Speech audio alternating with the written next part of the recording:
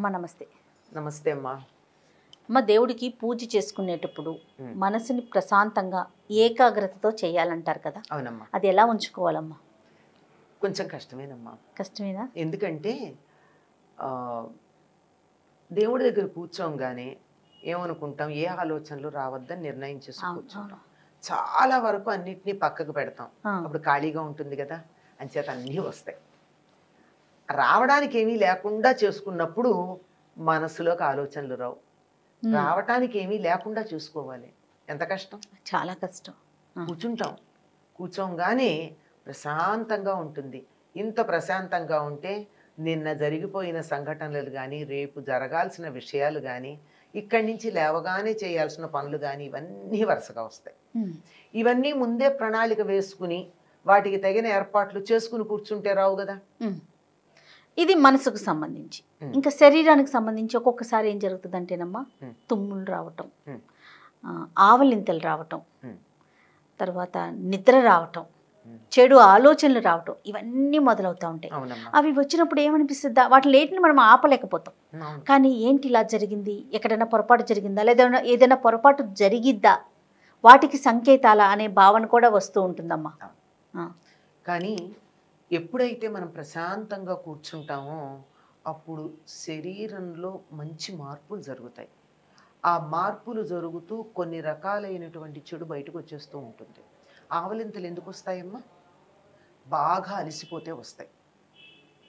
అంతేకాకుండా ఆవలింతలు రావడానికి ఆక్సిజన్ తక్కువ అవడం కారణం. ఆక్సిజన్ తక్కువైతే ఆవలింతలు వస్తాయి.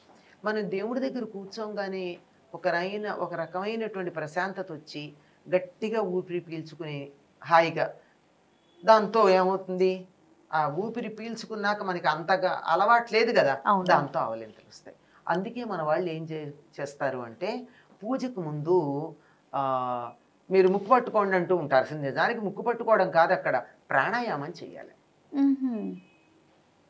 3 సార్లు అనులోమ విలోమ ప్రాణాయామం. అది చేసేస్తే హాయిగా మెదడులో ఉన్నటువంటి పనిచేస్తుంది కదా, మెదడు అవతలికి వెళ్ళిపోయి మెదడుకు చురుకుతనం వచ్చేటప్పటికి ఇంకా నీకు ఆవలింతలు ఎక్కడొస్తాయి. ఎప్పుడైతే మనసు కొద్దిగా అలా అని జోగుతుందో అప్పుడు నిద్ర వచ్చే సంకేతాలు, దానికి సంకేతంగా ఆవలింతలు వస్తాయి. కనుక పూజ దగ్గర కూర్చున్నప్పుడు ఆవలింతలు రాకుండా ఉండాలి అంటే చక్కగా కూర్చుని, నిటారుగా కూర్చుని, వెన్నుపూస భూమికి 90 డిగ్రీల కోణంలో నిలబెట్టి, లంబకోణం అంటారు, ఆ లంబకోణంలో నిలబెట్టి 3 సార్లు దీర్ఘంగా గాలి పీల్చి వదలండి.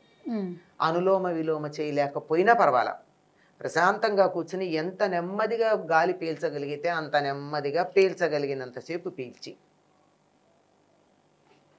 ఆ నిలబెట్టడాలు అవి చేస్తే మనం ఈ రోజుల్లో పక్కన ఎవరైనా మార్గదర్శకులు లేకపోతే కష్టం. అందువల్ల అవేం చెయ్యొద్దు. ఎంత పీల్చగలిగితే అంత, ఊపిరితిత్తుల మీద బరువు రాకూడదు, నెమ్మదిగా వదలాలి. ఇక్కడ కష్టం, పీల్చడం తేలిగ్గా చేస్తాం కానీ వదలడం ఎక్కువ కుదరదు. దాంతో అలా గనక చేసినట్టయితే కనీసం 3 సార్లు ఆవలింతలు రావు. అంటే గుండెలకి కావలసినంత ఆక్సిజన్ వెళ్ళింది. ఆ తర్వాత ఎప్పుడైతే మనం కంఫర్ట్ జోన్ అంటామే, ఆ కంఫర్ట్ జోన్లోకి వెడతామో అప్పుడు ఏమవుతుంది, నిద్రపోదాం అనిపిస్తుంది. ఇట్లా కూర్చుంటే నిద్ర రాదు, కానీ ఇట్లా కూర్చుని ఇలా జారబడ్డాం అనుకోండి పడ కుర్చీలో, నిద్ర వస్తుంది.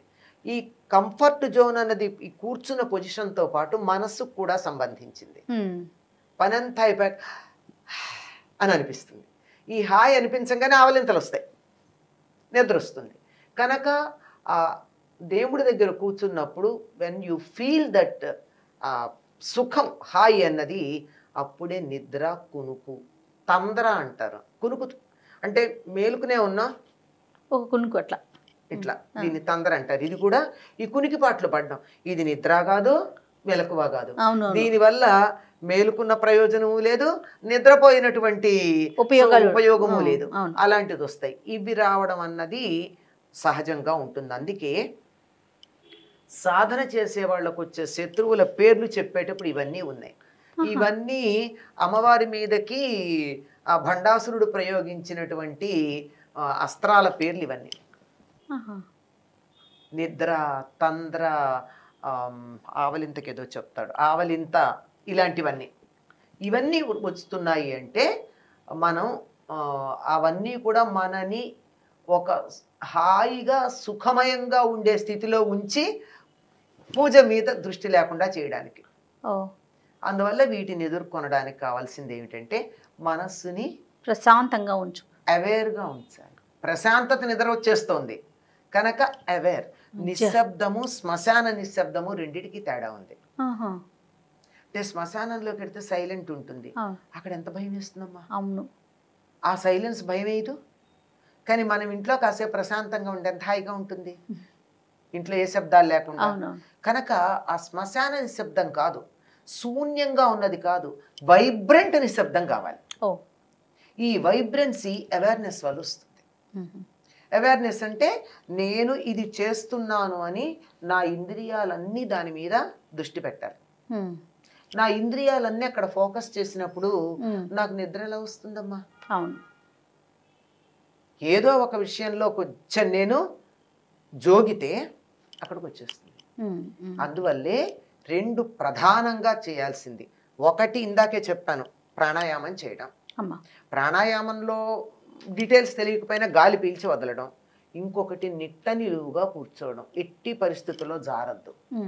ఇలా కూర్చున్నప్పుడు ఇటువంటి ఏవీరం ఇలా నిట్ట నిలువుగా వెన్నుపూస లంబకోణంలో ఉండేట్టుగా గనక ఉన్నట్టయితే నిద్ర గాని, తూగు గాని, కునుకు గాని, ఆవలింతలు గాని దగ్గంటారా. గాలి పీల్చుకునేటప్పుడు చిన్న తేడా ఏదన్నా ఉంటే క్లియరెన్స్ కోసం వచ్చేది. ఈ ప్రాణాయామం చేస్తే అది కూడా ఉండదు. కానీ చాలా మందికి ఎందుకు వస్తుందంటే అగరొత్తులు వెలిగించటం వల్ల.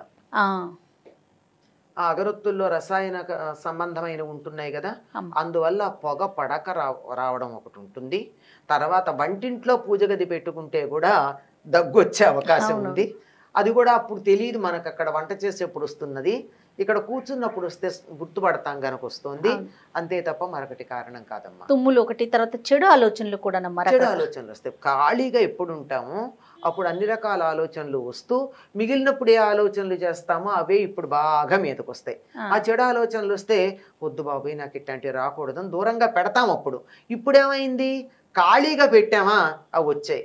అందువల్ల వాటిని రానియండి.